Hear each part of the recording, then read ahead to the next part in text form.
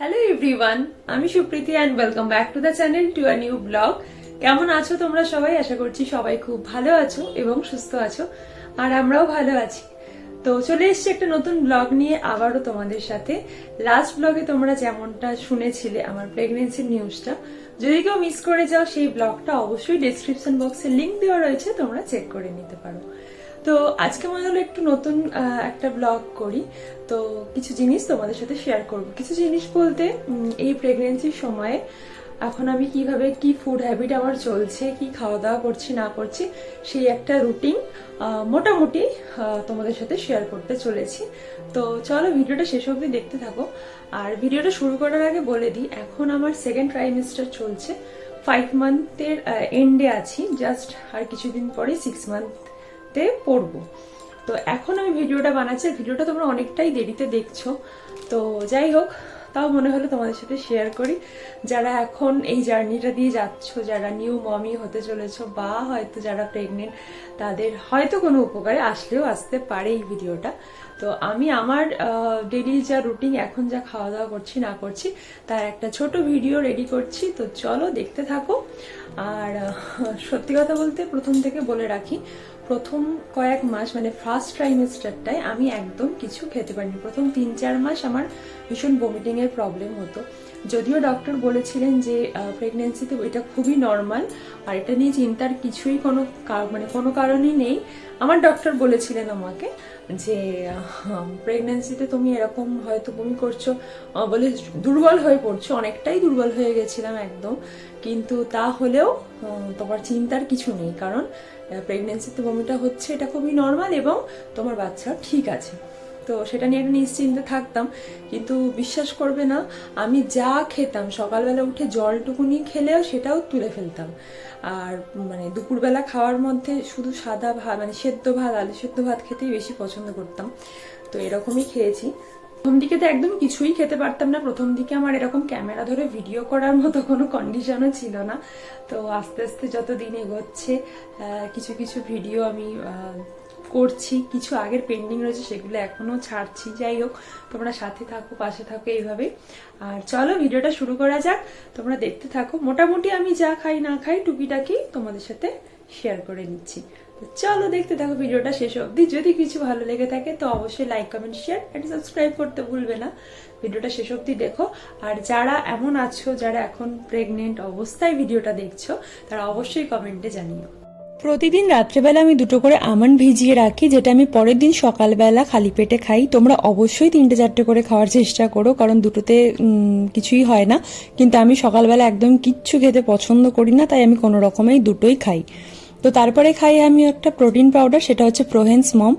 3-4 মাস নাগাদ আমি মাদার সলিক্সটাই খেতাম, সেটা আমার শ্যুট করে গেছিলো, ভালোই লাগতো। কিন্তু তারপরে আমি প্রোহেন্স মমটা খাওয়া শুরু করি, আর এটা আমার খুবই ভালো লাগে। তো এটা আমি রেগুলারই খাই। তো এর মধ্যে আমি আখরোট আর ড্রাই খেজুর, সেটাকে গ্রেট করে বা পেস্ট করে এর মধ্যে নিয়ে নিই, কারণ সেটাও আমি চিবিয়ে খাই না। তোমরা অবশ্যই যদি পারো চিবিয়ে খেও, চিবিয়ে খাওয়াটাই ভালো। আমি পারি না, তাই খাই না। তো তার কিছুক্ষণ পর করে নিই ব্রেকফাস্ট এক এক দিন এক এক রকম থাকে। এখানে যেমন রয়েছে সুজির ইডলি, আর তার সাথে বাদামের চাটনি। কোনো দিন মুড়ি তরকারি থাকে। তো এটা ঘুরিয়ে ফিরিয়ে খাই, এরকম নয় যে প্রত্যেকদিন একই খাবো বা কিছু। কোনোদিনও দই জিরেও খেয়ে নিই, যেহেতু গরম সেই জন্য। কোনোদিনও রুটি তরকারিও খাই। তো এরকম ঘুরিয়ে ফিরিয়েই খাই। মাঝে মধ্যে ইচ্ছা হলে এরকম ব্রাউন ব্রেডও খাই, তার উপর একটু বাটার আর চিনি দিয়ে হালকা হয়তো একটু সন্দেশ নিলাম। এখানে যেমন সন্দেশ নিয়েছি, আপেল, কলা। তো এইরকম ভাবে আমি জলখাবারটা খাই। জলখাবার খাওয়ার 15 থেকে 20 মিনিট পর আমি ফল খাই, আর ফলের মধ্যে আমি ঘুরিয়ে ফিরিয়ে খাওয়ার চেষ্টা করি। যেমন আজকে খাচ্ছি পেয়ারা, কলা, আপেল।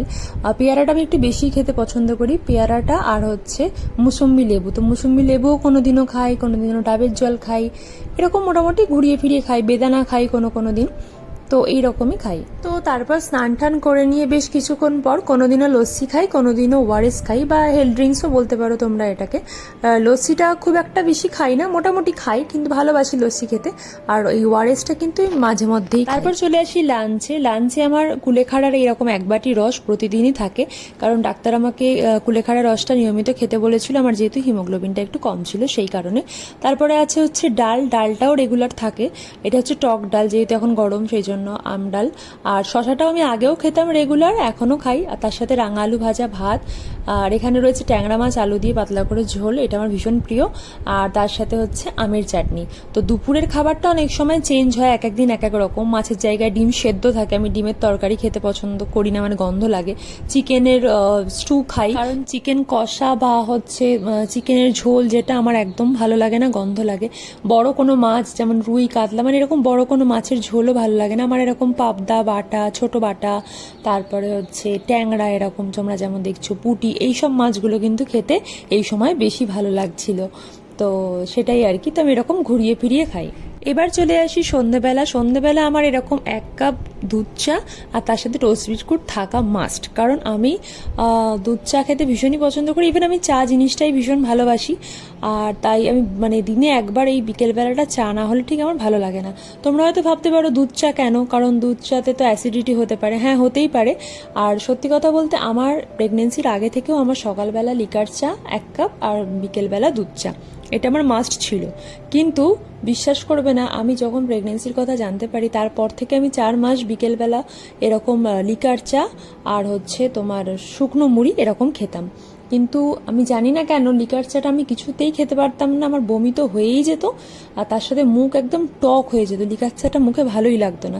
তারপর ঘুরিয়ে একদিনকে ভাবলাম যে দেখি একটু দুধ চা খেয়ে, তো বিশ্বাস করবে না, দুধ চা খেয়ে আমার কোনো অ্যাসিডিটির প্রবলেম হয়নি, বমি টমি কিছুই হয়নি। হ্যাঁ, এই সময় অনেকেই পরামর্শ দিয়ে থাকেন চা কফি এইসব অ্যাভয়েড করার জন্যই। তো তোমরা অবশ্যই তোমার ডাক্তারের সাথে কনসাল্ট করে তবেই খেও, কারণ আমি আমার ডক্টরকে জিজ্ঞাসা করেছিলাম, তো উনি বলেছিলেন সবই খেতে পারো, বাট আমি কফিটা খেতাম না, চাটা খাওয়ার প্রায় 1 ঘন্টা পর আমি এরকম অল্প একটু ছানা, হালকা একটু চিনি দিয়ে আর তার সাথে শুকনো মুড়ি দিয়ে, মুড়িটা কোনোদিনও খাই কোনোদিনও খাই না, তবে শুকনো মুড়ি আমার ভালোই লাগে। তো এরকম শুকনো মুড়ি আর ছানা কোনোদিনও খাই, কোনোদিনও সাদা চিড়ে ভাজা খাই। তো কোনো দিনে ইচ্ছা হলে এরকম ইডলি সাম্বার ডাল তার সাথে হচ্ছে চাটনি দিয়ে এরকমও খাই, যদিও সেটা খুব কম।